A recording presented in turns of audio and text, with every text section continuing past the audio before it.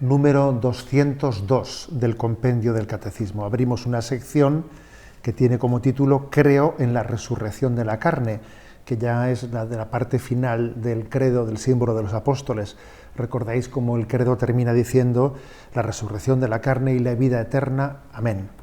Bien, la primera pregunta de esta sección es la 202, como decía, que pregunta lo siguiente: ¿qué se indica con el término carne y cuál es su importancia? Y esta es la respuesta. El término carne designa al hombre en su condición de debilidad y mortalidad. La carne es soporte de la salvación, es una cita de Tertuliano.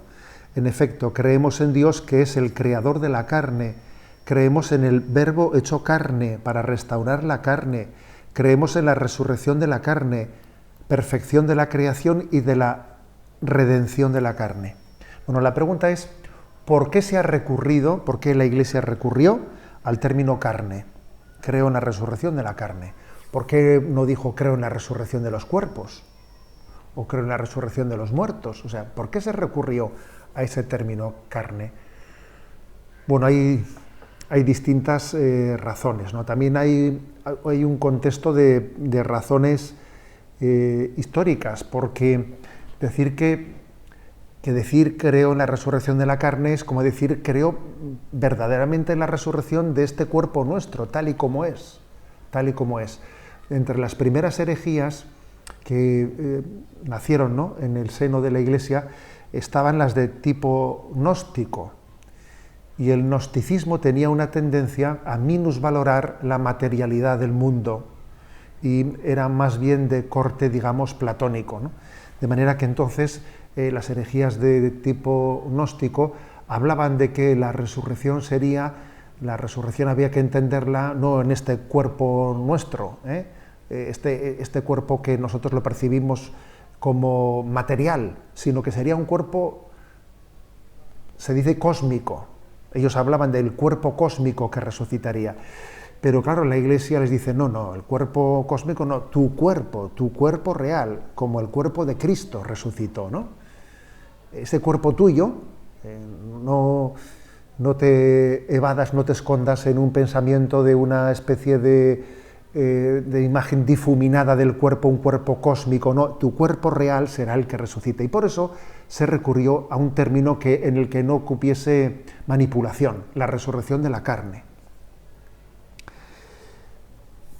También decir que el término carne en la Sagrada Escritura tiene una acepción, como dice aquí, como hemos escuchado, que habla de la persona en su debilidad. Nuestra carnalidad es nuestra debilidad, ¿no?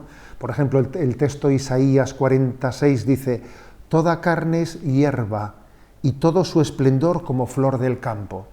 Cuando dice toda carne es hierba, quiere decir que, bueno, pues que nuestra condición carnal, pues ya sabemos lo que es. Uno nace, crece, al poco tiempo ya comienza ya el periodo, el proceso de progresiva decrepitud y llega la muerte, ¿no?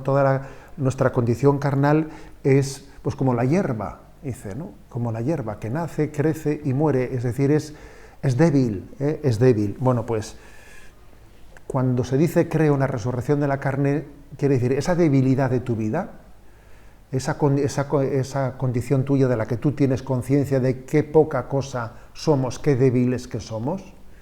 Enseguida nos vemos con achaques, ¿no? Enseguida está llamada a la resurrección. Nuestra condición corporal está llamada a la resurrección. Dios es el creador también de esa carne.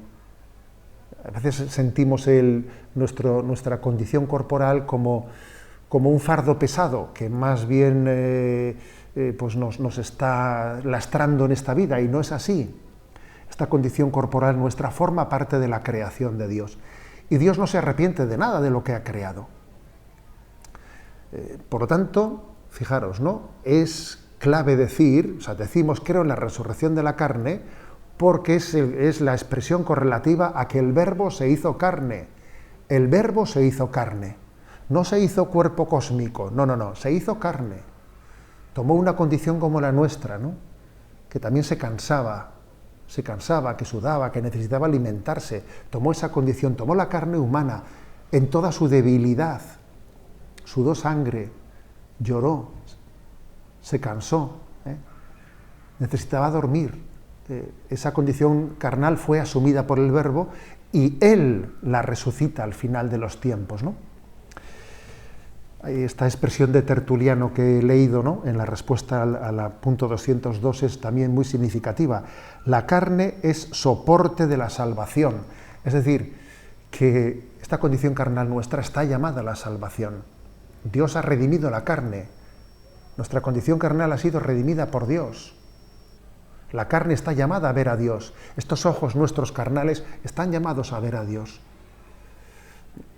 Todo lo que Dios ha creado es bueno, la carne es buena, y aunque a veces nosotros la hayamos experimentado, ¿no?, como una condición carnal que nos lleva al pecado, sin embargo ha sido asumida, redimida y glorificada por Jesucristo.